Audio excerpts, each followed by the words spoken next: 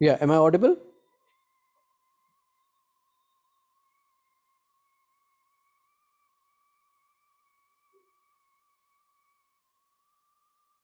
Am I audible?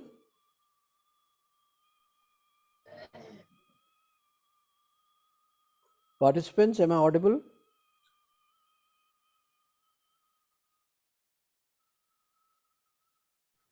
Yes, sir. Thank you. So let's just wait for others to join in, and I'll take another 5 minutes to culminate today's session, right, with the third principle. And then tomorrow we'll move on to utility analysis. So let's just complete this topic another 5-10 minutes, and then you'll be off the hook, right? Meanwhile, let me upload the whiteboard. So that's the whiteboard for you. Okay. So as we were talking about the time perspective, we were discussing this case that you are moving from your place to your office, and every day you pay 10 rupees either side for commutation, and your expenditure goes to 20 into 25 days, which is around 500 rupees. But now, after revision of the tariffs, the cost or the monthly expenditure is going to 750, which is an increase of 250 or a 50% hike in your expenses. Now, what happens at the very moment when the conductor tells you that the charges are revised from 10 to 15? You have no alternative. You have nothing much to do. You can't just get down the bus and walk down to the university or to your office. But you have no choice, so you would end up spending more. So what you see is that the hike in the price did not immediately have a bearing on the demand, and people had no choice, but they had to go down their routes. But what happens is, after a day and two, you start contemplating that this would now affect your budget, and the bus is not as reasonable as it used to be. You might compare the tariffs with other alternative options that you might have. You might compare it with we call it Vikrams in Dehradun. These are shared autos. Or you might compare it with, probably you were not finding it very worthwhile to get your bike because of the fuel cost, but now you start contemplating on taking your bike to office. And another perspective that you start exploring is that if it was costing me 500, and somebody who was also traveling with me by bus was spending 500 with me, it's 1,000 rupees you were spending, but now collectively it would be 1,500 rupees. And if the fuel expenses on the bike, right, had to be 1,000 rupees, for example, you were not finding it very worthwhile because 500 rupees was half the amount you were spending in going to office. But now you realize that per unit, it's coming very close. It's coming very close to your fuel expenses. And now, if two people can pool the bike, that means two of you can take the same bike to office. You spend 1,000 rupees, share the cost. You would still be better off with 500 rupees per head, right? Even if you charge him something extra for the service of your bike, you would still be able to manage within 600 rupees. Now, instead of 700, you would still be able to manage at 600 rupees per head, which is far 100 rupees more, from the initial cost, but for far more convenience, far more efficiency, and at the same time 150 rupees cheaper per head for each one of you. That means 300 rupees saving for both of you collectively. I hope you are able to understand this concept.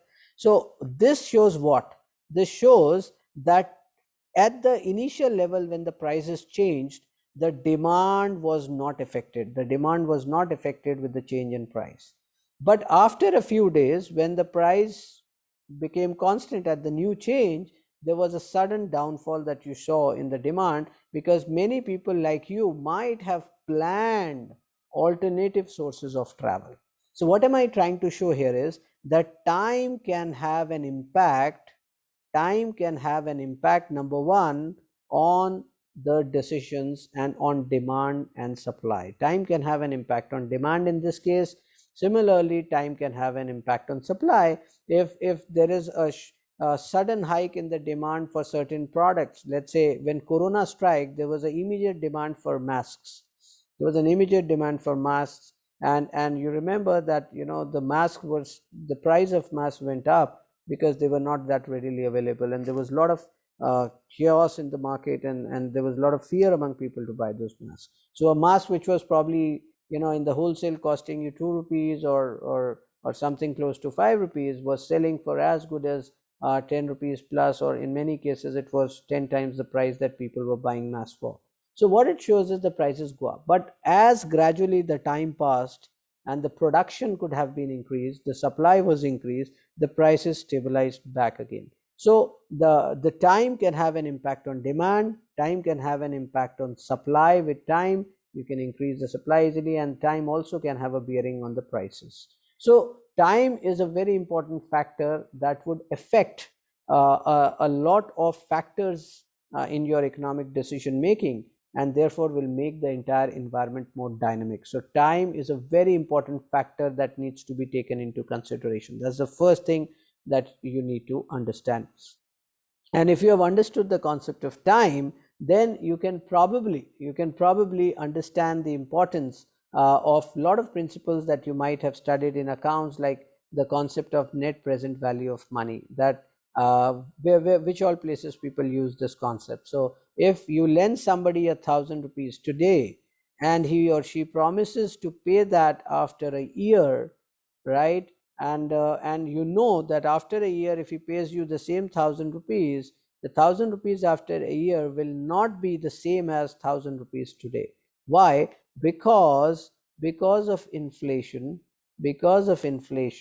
The value of money, which I'll discuss in detail, but I've already discussed, I think, a part of it. The value of money falls. That means if the price of commodities go up, right? If the price of commodities go up, more money would be required to buy the products. That means the value of money falls. So price and value of money are inversely associated. Always remember this. Price and value of money are inversely related. If the price of goods and services, or the price level, goes up, the value of money is falling. And with the fall in the prices, with deflation happening, you can say that the value of money goes up, because now money can buy more units of a commodity. So if there is inflation, let's take a hypothetical case with a 10% inflation. That means I need to discount the value of money by 10%, and that means the 1,000 rupees that you would earn tomorrow is not the same as 1,000 today. It has to be 1,100 rupees, probably close to that you would earn tomorrow, which would be equivalent to today's 1,000 rupees. Yes or no? So you need to find the present value of all the future cash flows, both inflows and outflows, in order to have a better decision. So when you look at investment decisions related to investment, when companies tell you, well, you pay us an X amount of money every year for the next 10 years or something like that, and then after 20 years we would pay you certain amount of money every year, you calculate the absolute values and see how much you would be getting. But you also have to see what will be the value of that annuity, that amount of money that you will get every year at the present rate. If that value is going to improve or increase, if you are able to cover up that inflationary gap, if you are able to cover that aspect, only then it is a useful investment. So these are examples where I'm trying to tell you the importance of time into decisions, and time perspective principle says you must involve all the three together. So to understand all the three now, I'll take the last very simple example, that how companies take that into consideration. But otherwise, in some cases, you may use one of the principles more importantly, or you may use more than one. It's not necessary that only one principle be used at a time, or all principles to be used at a time. You can use a combination of those to take better decisions, and managers who do this turn out to be more successful than others if they are able to take these decisions into perspective. So I'm giving a hypothetical case that you have a room in your house. That's the last example I quote for this. You have a room in your house. You have various alternatives. You are exploring the alternatives. Alternative 1, alternative 2, alternative 3. Alternative 1 says that you can give this room to a family on rent. Alternative 2 says you are staying somewhere close to a commercial area or a university or an office area, and you know that there are people looking for PG accommodations, and you can have students residing, and you can create 6 beds, a 6-bedded let's say a 6-bedded dormitory or a hostel for students out here, and you can charge them a monthly rental again, right? That's the second alternative. And the third option is that instead of giving it to students or working professionals, you probably start some tutorials, because you are a qualified individual, you have reasonably good knowledge, and you can run some tuitions and earn some revenue out of it. Now, if you look at the three alternatives, there are a lot of possibilities that might happen, right? You will understand the pros and cons. So first thing that you have to understand is that economics will not only include money. If you remember, I had said it's a study of how man or society choose or end up choosing with or without the use of money. So you'll not only look at the investment that you have to do, right, or the cost that you will incur, you will also look at the revenue, right, that you would be able to earn, and some extra aspects like what is the freedom. In the first two cases, you don't have to involve yourself, but in the third case, you will also be involved in the whole thing. So that's one aspect, but let's leave that for the time being. So let's say the family gives you probably something like a 10,000 rupees rent per month. That's the idea. But in order to create this, you will have to initially incur some expenditure, and that expenditure is you'll have to fix a bed, a cupboard, probably a geyser in the bathroom and stuff like that, or whatever it is, some expenditure. And that expenditure, let's say, comes out to 30,000 rupees at the initial, right? And then the variable expenditure from next year would be something like 5,000 rupees. I'm taking a hypothetical case, and you earn 10,000 rupees out of it. The second option is that you give that to students. You might have to incur more expenditure. You're trying to make 6 sets, and let's say the whole cost of doing this comes out to 60,000 rupees. After that, per month, you don't have to invest much on the students. Let's say just the wear and tear, which is around 2,000 rupees. But each student by the going rate pays you 5,000 rupees. So 5, 6 are 30, and you end up earning 30,000 rupees a month. The third option is that you run some tutorials out here, and the size of your room says that you can accommodate somewhere close to 15 students in your tuition point. That's the maximum capacity that you can have. But there's no assurance whether 15 people will come to you. But the idea is at a going rate, you can charge them 3,000 rupees per head, and that's where you can earn 45,000 rupees a month, right? But it can range from anywhere from 0 to 3,000 to 45,000, and the initial expenditure that you have to do is just probably 15,000 rupees, including the whiteboard and the chairs. And let's say every month you would only have an expense of maybe 1,000 rupees on the marker and variable expenses, stuff like that. Now, if you were to compare all these three options, that's a real scenario. That's a typical scenario, right? And in this case, you are not only doing a marginal analysis, number one, you are also doing an opportunity cost analysis, because you do not know how many students will you actually get, how well. It depends on your teaching capabilities, how much confidence you have in yourself, how's the scenario outside in the market and stuff like that. So there is also an opportunity cost involved. And the third is the time perspective. You cannot just calculate it for the first month. The scenario may be different for first month, but if you look at the scenario for the whole year, the other alternatives can turn out to be more favorable. So in this case, if you see you've spent 35,000 rupees and earned only 10,000, it's a loss of 25,000 in the first year. But in the first month, second month, the expenditure would only be 5,000, so you would earn 5. Third month again 5. So over the year, you would obviously earn how much? 10 minus 5, which is 5,000. 12 5s are 60. 60,000 is what you earned, right, as a profit, and your fixed cost was 30. So 60 minus 30 is 30,000 that you earned by the end of the year.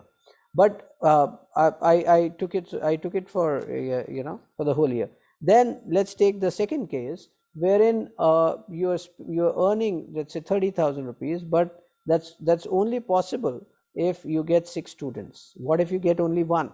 So you first take the possibilities, that what if you get only 1 person out here. If you get 1 person out here, that's the minimum and the maximum opportunities that you might have, the mini-max rule. You might say that I get, on 1 person 6,000 rupees. 6 minus 2 is 4,000, and 4 12s are 48. So 48,000 is what I earn but I invest, I've already invested 60,000 on the whole furniture. So it's up to you. You might spend 10,000, get a 1-bedded, 2-bedded, 3-bedded, and as you get orders, you can increase. But let me take a hypothetical case that here you are turning out to get a loss of 12,000 rupees if you have spent 60,000 in one go. However, these 2,000 rupees I've included for everyone. So it's a hypothetical case. In the maximum case, if you see, it's going to be 3.6 lakhs that you can earn, So 3.6 lakhs that you can earn with the investment of 60,000, which is a pure profit of 3 lakhs.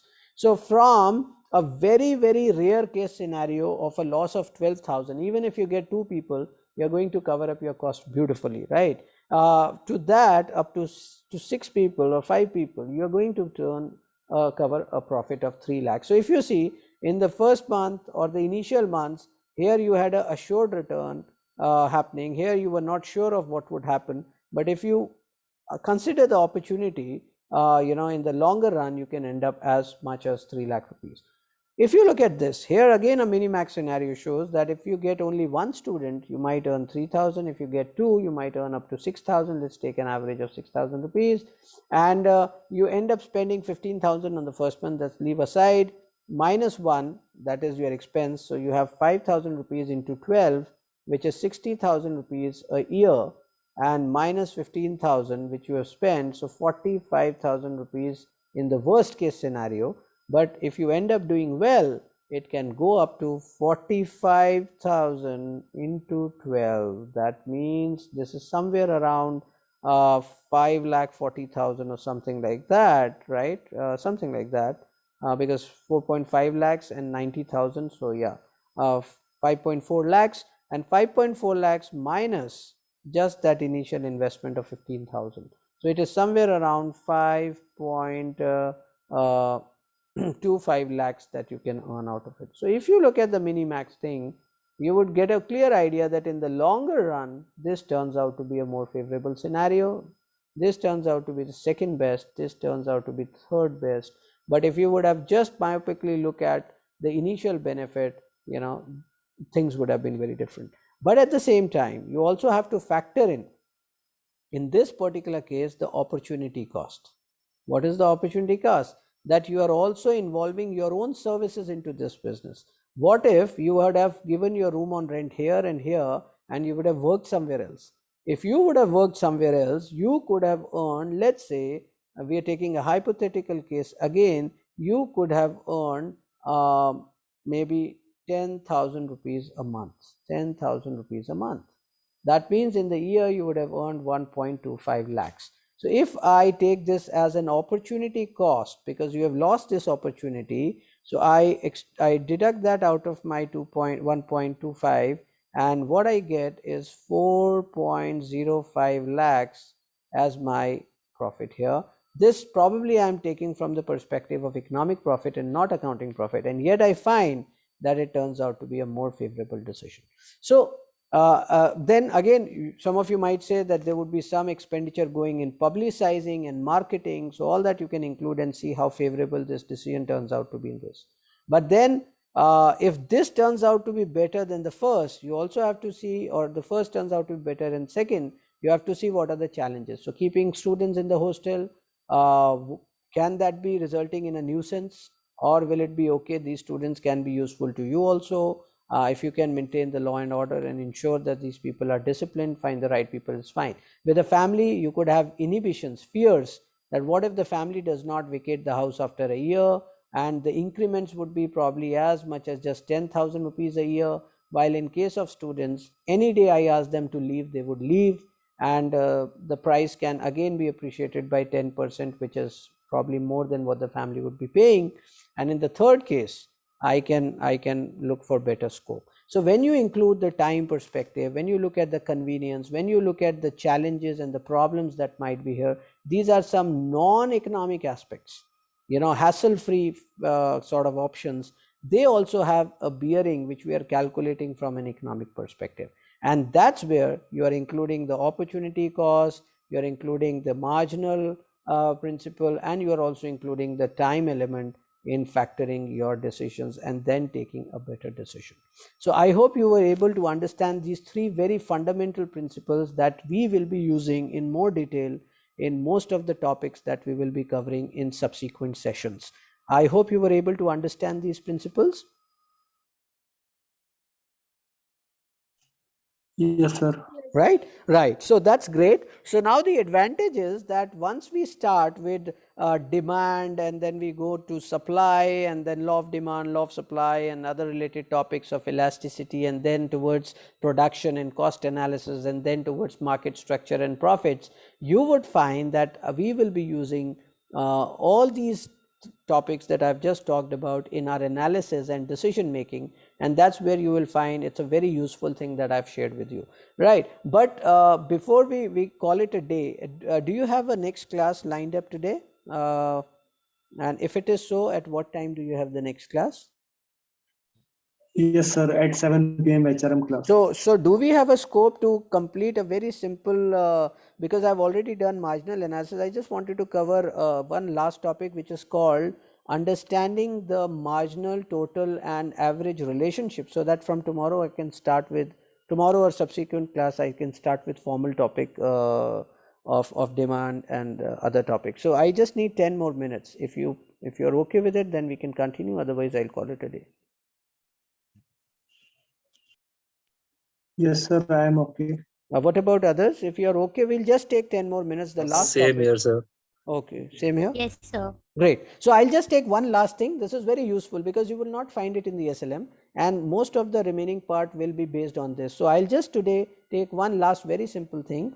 The moment I use this word marginal, I told you marginal is a principle or incremental is a principle. What we were trying to see is that what is the impact of per unit change in the input or an independent variable and its impact on the output or the dependent variable is what we were calling as marginal analysis. And why we were doing this is that it gives us a better picture, a clearer picture about qualitative change. For example, if you are going abroad for higher studies and somebody asks you what is your percentage, you say you have a 75% percentage in your post graduation.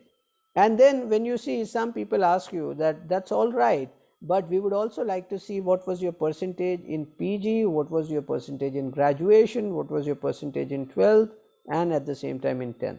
And that's where they would like to see how well did you score. And let's say you had something like 80% in your graduation and an 85% here and maybe 89% here. Now as of now, we are not assuming where you're doing it from, how tough it was, but the idea is that the institutions abroad would like to see how consistent have you been throughout, or whether you have shown an incremental rate. Now in this case, the percentage might have been falling, which is one aspect, but that can be considered as a consistent score because the level of severity and challenge increased as you went up the degrees, and so probably the percentages went down. That's all right. In some cases, you could see something like a 75% and a 60% and then 73% and a 77%, which shows there is a dip here somewhere in graduation. So this is kind of a marginal thing we are trying to see in order to see what has been the qualitative change in the performance and how consistent you've been throughout. So marginal analysis can be used at a lot of places. Similarly, within the MBA, if your percentage is 75%, or let's say your composite score is something like, I'm just taking a hypothetical case where your composite score is 750 out of 1000, I would like to know what was your score in first semester, second semester, third semester and fourth semester. So these 4 semesters will give me a qualitative idea about how consistent were you in your performance. Maybe that a particular semester you scored 80% and in all others you scored less and the average came out to 75. However, your actual performance in the first 3 semesters was not as strong. So marginal analysis helps in gauging a qualitative improvement and also getting a qualitative picture to take better decisions. इतना तो समझ आ गया होगा. तो आज जो मैं पढ़ा रहा हूँ, मैं सिर्फ क्या कर रहा हूँ, मार्जिनल एनालिसिस और जितने टॉपिक्स कल हम पढ़ेंगे, कल हम स्टार्ट करेंगे यूटिलिटी से और फिर डिमांड पे जाएंगे. To understand those, I just want you to understand the concept of numbers and graphs. ताकि चीज़ें बहुत आसान हो जाएं हमारे लिए समझने में. Some of you may not come with a mathematics or a stats background and might find it a little difficult. That's why I'm doing. So होता क्या है, तीन तरह के वैल्यूज हम यूज करते हैं एनालिसिस में. दो को आपको पता ही है. One is called total, the other is called average, and now we are also going to use something called a marginal. So I am using a word total analysis, marginal analysis and average analysis. However, depending on the topic ये change होते रहेंगे. Total utility, marginal and average utility, or total cost, marginal and average cost, or total product, marginal and average product, or total revenue, marginal and average revenue. But as of now मैं अभी इसको total ले रहा हूँ to explain the relation. Now what I am trying to say is, let's say if I include a change in a factor x. मान लीजिए मैं देख रहा हूँ कि एक लेबर को इंक्लूड करने के बाद कितना प्रोडक्शन होता है, और उसके बाद जैसे जैसे मैं एक यूनिट ऑफ लेबर बढ़ाता जाता हूँ मेरा प्रोडक्शन कैसे कैसे बढ़ रहा है. So I am doing a marginal analysis. तो यहाँ मैंने बोला कि अगर मैं फर्स्ट यूनिट को इन्वॉल्व करता हूँ 1, और मेरा total analysis, I am not using a word cost, output और product, I am just using a word number 10. So let's say, or number, total number, which is, let's say in this case I'll rather take, instead of 10, I would rather take a value 5 to explain you the concept of analysis. So let's say the outcome is 5. एक input 1 per, outcome is 5, let's say, which means that if I hire one labor, it produces 5 units. So total is 5. Obviously marginal is also 5 and average is also 5. Total, you all know, is what? Marginal means, right, the outcome or the total from the nth commodity, nth unit of x minus the total from n minus 1 unit of x. यानी अगर मैं second labour को higher करता हूँ और मेरा total production, ध्यान दीजिएगा, टोटल प्रोडक्शन 5 से 12 पर पहुँच जाता है, I am giving a hypothetical case, तो इसका मतलब दूसरी लेबर के आने के बाद कितना इंक्रीज हुआ? 12 minus 5. This is total from the second labor or 2 labors minus total from 1 labor, which is equal to 7. Clear हो रहा है इतना? Yeah? Can I get a quick feedback? Is that clear? And what is average? Yes, sir. And Yes, average is total value divided by number of units, which you all know is 12 by 2, which is 6. तो average और total तो आप easily निकाल लेते हो. Marginal को समझना है. Marginal is the value from the T N nth unit minus the total value from T N minus 1 unit, right. Now similarly let's say third labour के आने के बाद ये टोटल प्रोडक्शन जो हमारा है, हमें ऐसा लगता है कि ये 19 पर पहुंच गया, दिस रीच 19. ओके, तो इस केस में 19 minus 2 is again 7, marginal is 7. लेकिन अगर हम वैल्यू देखें एवरेज की तो ये पहुंच गई 6.3. yes or no? 6.33 के आसपास. So this way the analysis goes, right? Now what I am trying to tell you is, through today's session, is कि there are certain possibilities, अगर आपको पता हो तो बहुत जल्दी चीज़ें समझ आएंगी. वो क्या है कि जो marginal value है, that means marginal is nothing but the additional change in the outcome variable with per unit change in the input variable. मैंने input variable में जब change किया तो मेरा आउटपुट वेरिएबल में कितना चेंज आया, what is the additional change in the outcome with a incremental change in the input. इतना क्लियर है? इंक्रीमेंटल चेंज जब हम इनपुट में या एक वैल्यू में करते हैं तो कितना एडिशनल चेंज आउटकम वेरिएबल में आ रहा है, that additional change is called marginal analysis. अब मार्जिनल में कई सारी पॉसिबिलिटीज़ हैं. पॉसिबिलिटी क्या है वो हम समझते हैं. या तो मार्जिनल बढ़ेगा, तो मार्जिनल की पॉसिबिलिटीज़ क्या है? It can be a positive value and it can increase. जैसे यहाँ था इट वाज +5 से ये 7 पे चला गया. तो जैसे ही 5 से 7 पे गया, आपको ये समझ आना चाहिए कि टोटल वैल्यू 5 से 10 होने की जगह 12 हो गई. That means it increase more than double. So whenever marginal increases, always remember, whenever the marginal value is positive and it increases, 5 से 7 पे गया था ना. So whenever the marginal value increases, always remember the total will increase at an increasing rate. ये relation को समझना बहुत जरूरी है. जब भी marginal value बढ़ेगी, total बढ़ेगा at an increasing rate. जब जब marginal value constantly बढ़ेगी, that means it is positive but it is constant. यहाँ 7 से 7 पे ही है, लेकिन टोटल प्रोडक्ट 12 से 19 पर चला गया. ये 12 पे नहीं रहा, 12 + 7, that is 19. So that means whenever marginal increases at a constant rate, the total increases right? Whenever marginal is constant, the total increases at a constant rate. ये जो टेक्निक मैं सिखा रहा हूँ, ये हो सकता है स्टार्टिंग में कंफ्यूजिंग लगे, बट ये बहुत यूजफुल और बहुत कन्वीनियंट बना देगी आपके लिए कॉन्सेप्ट को समझ. Now you come to the fourth level. अब लेट्स से हम उल्टा चलते हैं, मार्जिनल को चेंज करते हैं ईज के लिए, टोटल अपने आप समझ आएगा. अब ये 7 से 5 से 7 गई थी, 7 से 7 पे कांस्टेंट हो गई. अब लेट्स से 7 से 3 पे आती है. सो जब ये 7 से 3 पे आती है, now what happens to the total? It becomes 22. yes, right? And what happens to the average? Average falls down, so it goes to 4 5s are 20, 4 5s are 20, again 5.5, right? So whenever marginal is positive but it falls, यहाँ सबसे ज़्यादा गलती होती है, याद रखना. जब भी हम कहते हैं मार्जिनल वैल्यू घट रही है, हमें हाइंडसाइट में हमारा ब्रेन ये प्रोसेस करता है कि टोटल भी घट रहा है, but no, with the change in marginal, with a fall in marginal, the total does not fall, but the total increases at a decreasing rate. So what happened? It moved from, when marginal fell from 7 to 3, the total still increased from 19 to 22, but this time the increase was much slower. यहाँ तक clear हो रहा है आप लोगों को? Yes or no?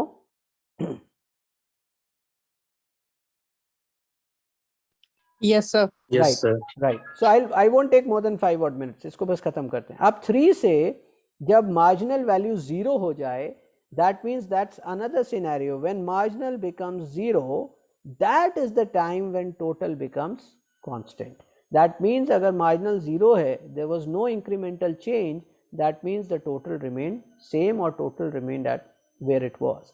And then lastly, so average क्या हो गया इस केस में? It became, Christ, just a moment. Now the average became,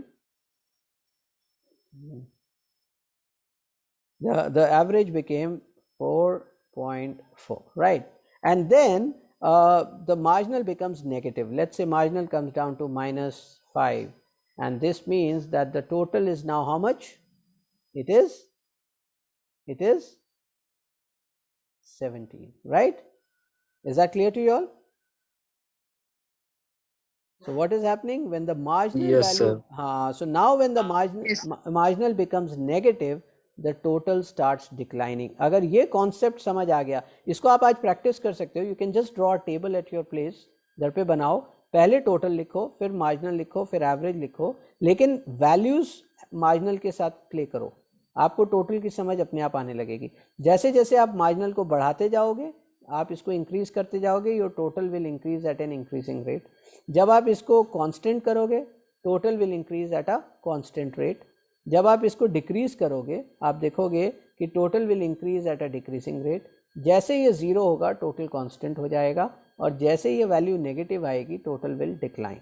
So this is what is the relation that I am trying to tell you mathematically and through some symbols and codes. ये mnemonics हैं जो आपके लिए ज़्यादा आसान बना देंगे इसको समझना. ये 5 सिचुएशन समझ आ गई. What happens to the total when marginal increases? The total increases at an increasing rate. What happens to the total when marginal becomes constant? The total increases at a constant rate. When marginal is positive but it falls, the total increases at a decreasing rate. When marginal becomes 0, the total becomes constant, and when marginal becomes negative, the total value starts declining. यहाँ तक clear हो गया? अब आते हैं, ये तो हो गई टोटल और मार्जिनल की रिलेशन. अब समझते हैं मार्जिनल और एवरेज की रिलेशन. ये दोनों समझ आ गई तो आपके लिए ग्राफ्स बनाना और आगे टॉपिक्स को समझना बहुत आसान भी होगा, और आप बहुत जल्दी से इकोनॉमिक्स के कॉन्सेप्ट्स को अप्लाई कर पाओगे. सो नाउ व्हेन वी सी, ये रिलेशन और आसान है.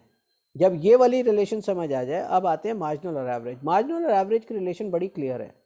जिस डायरेक्शन में मार्जिनल जाएगा, उसी डायरेक्शन में एवरेज जाएगा. The only difference is the change in marginal. The change in marginal is more swift than the change in average. That means average changes are more gradual or slower than the rate of change in the marginal values. क्या मतलब हुआ? आप यहाँ देखो, 5 से 7 पे बढ़ रहा था, 5 से 6 पे एवरेज बढ़ा, राइट? लेकिन जब 7 से 3 पे मार्जिनल गिरा, एवरेज धीरे गिरा फ्रॉम 6 to 5.5. ये 3 से 0 आके माइनस भी हो गया, बट एवरेज अभी भी पॉजिटिव और धीरे धीरे घट रहा है. In this case, if you see how much is the average, it is close to 3, right? 6 to the 12, yes, right? And somewhere around 2.8. तो आप देखिए इतना डिक्लाइन हो गया मार्जिनल में, 7 से 3, 3 से 0 और -5, बट एवरेज धीरे घटा है. So when the marginal increases, when the marginal, I'm going to do this here. I'm going to do this here for you in just a moment, because you've already done total, marginal and averages, so it's better if I do it here. Now the relation between marginal and average is very clear. When the marginal increases, the average increases, but the change is slower, right? When the marginal decreases, the average decreases, but the range is slower, right? And the last thing, marginal can touch 0 and negative. Marginal यहाँ positive था, यहाँ positive था, it can go to 0 and negative, but averages generally remain positive. वो positive ही रहते हैं, बस धीरे change होते हैं. This is what is visible here.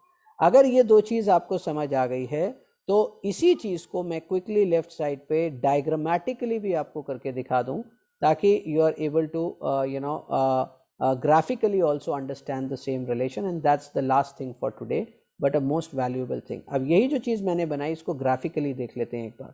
So now graphically if you see, what I am drawing is, I am trying to draw a graph here, a hypothetical graph. अभी ये भूल जाते हैं कि हम किस चीज़ का एनालिसिस कर रहे हैं. अभी हम सिर्फ ये देख रहे हैं कि टोटल, मार्जिनल और एवरेज में क्या चेंज आ रहा है with the change in nth commodity. तो हमने पढ़ा कि जब x की वैल्यू चेंज हो रही थी, जब x 1 पे था, फिर 2 पे था, फिर 3 पे आया, 4 पे आया, 5 पे आया, 6 पे आया, तो क्या हुआ.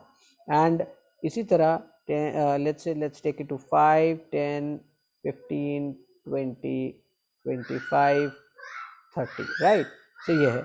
Now what you see is, first case में the total value was of marginal value was 5. So दोनों ही केस में marginal, total और average were at 5. But 5 से ये चली गई 7 पे in the second case. The marginal went to 7. 7 से वो constant हुआ 7 के ऊपर, और फिर 7 के बाद it came drastically down to let's say 3, and from 3 it came to 0, and from 0 it came down to -5. So if I draw the marginal value, what you would find is marginal increased, and then it became constant, then it declined, it became negative, and so on. This was the change in the marginal. Now let's see what happened to the total. The total from this point, if I take this point, right, so this was the line, and the total went from 5 to 12. So this was 10, this is 12, so it went up to probably this point, and when you draw this diagram, you see it went up like this. The total went up like this. So look at the curve. Whenever a value increases at an increasing rate, this is the first case, total increases at an increasing rate.